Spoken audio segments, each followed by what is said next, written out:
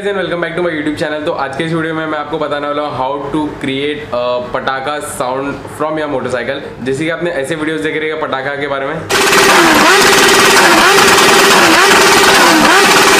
इसी चीज की बात कर रहा हूँ कि how to create that flame. YouTube पे आपने वीडियोस देखे रहेगा एग्जॉस्ट कॉम्प्लिकेशन, बहुत सारे एग्जॉस्ट कॉम्प्लिकेशन देखे रहेंगे, कार्स के, बाइक्स के, कुछ टॉप एंड कार्स, कुछ टॉप एंड बाइक्स,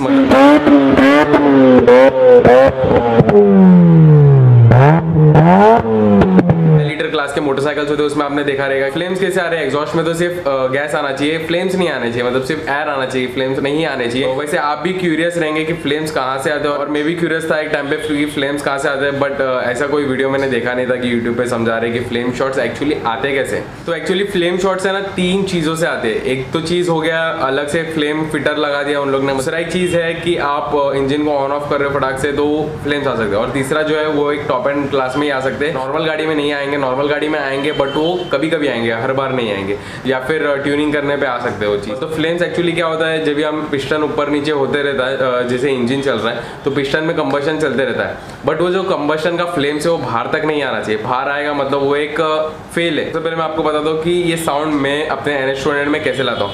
तो सबसे पहले मैं क्या करता हूँ, गाड़ी को 8000 से 9000 RPM तक ले लेता हूँ। 9000 10,000 भी ले सकते हो, जितना ज़्यादा RPM उतना ज़्यादा फ्लेम, तो उतने तक ले लेता हूँ। फिर फटाक से मैं जो किल स्विच है मेरा उसको बंद करता हूँ, फिर फटाक से चालू करता हूँ। तो उसमें क्या होता है, एक स्पार्क जो है वो मिस हो जाता है। मिसिंग के टाइम पे क्या होता है, जैसे पिस्टन नीचे आता है, स्पार्क हुआ, फिर वापस से स्पार्क होते रहता है, फिर मैं फटाक से इग्निशन बंद कर देता हूँ तो स्पार्क लेना बंद हो जाता है। बट इंजन चल रहा है अभी भी, तो इंजन चल रहा है बट अनबर्न फ्यूल बाहर जा रहा है। बाहर जाते टाइम जैसे मैंने वापस से इग्निशन स्टार्ट किया वैसे ही वो स्पार्क देगा।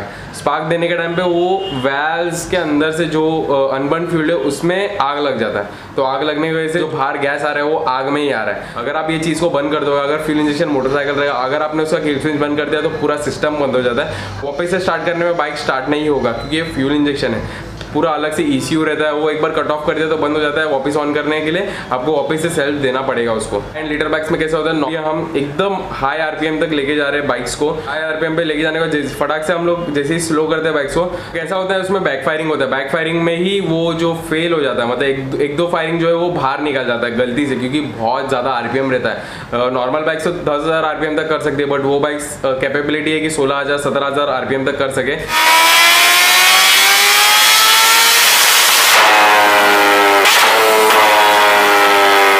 एक ऐप है, एंड्रॉयड ऐप है, फोरफन नाम का। यहाँ पे आप देख सकते हो एक ऐप है फोरफन नाम का, आपको प्ले स्टोर में मिल जाएगा, मैं लिंक डिस्क्रिप्शन में दे दूंगा।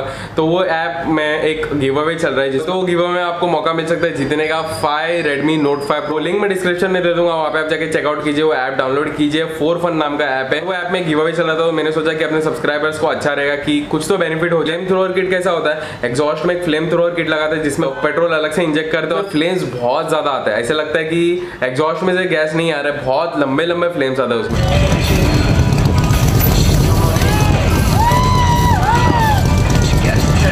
वो सब हार्ली डेविडसन, लास वेगास, वो सब जगह पे वो फ्लेम थ्रोअर किट यूज करते हैं उन लोग। तो अभी मैं आपको बता देता हूँ मेरे पल्सर NS 200 में फ्लेम शॉट्स कैसे निकाल सकते हैं। तो सबसे पहले फायर शॉट्स करने के लिए आपको इंजन ऑन करना पड़ेगा। इंजन ऑन करने के बाद ये जो RPM है 6000 से लेके 8000 तक रखना पड़ेगा। जितना ज़्यादा RPM उतना ज़्यादा बड़ा फ्लेम शॉट आएगा, आपका उतना ध्यान में रखना है। तो ऑन करने के बाद 6000 RPM लेने के बाद आपको एक्सीलेटर उतना ही रखना है और सिर्फ फटाक से ये बंद चालू करना है। बस ये जो किल स्विच है उसको बंद करके चालू करना है। तो अभी मैं आपको करके बताता हूँ।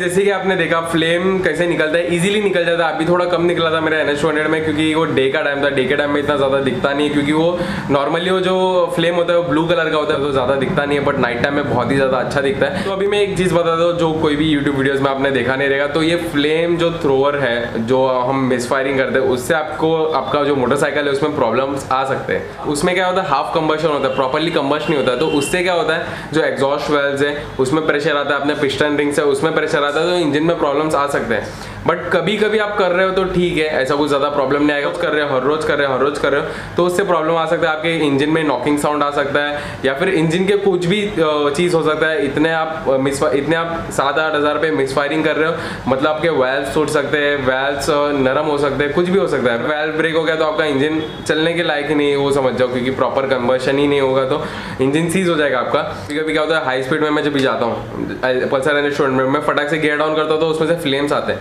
वो ठीक है, उसमें कुछ प्रॉब्लम नहीं है। बट आप मैनुअली कर रहे हो तो उससे आपको प्रॉब्लम देगा इंजन को, क्योंकि 7-8 हज़ार आरपीएम पे इतना ज़्यादा मतलब मिसिंग हो रहा है तो प्रॉब्लम हो सकता है। सो मेरा वीडियो बनाने का ये मकसद है कि डोंट डू सच थिंग्स।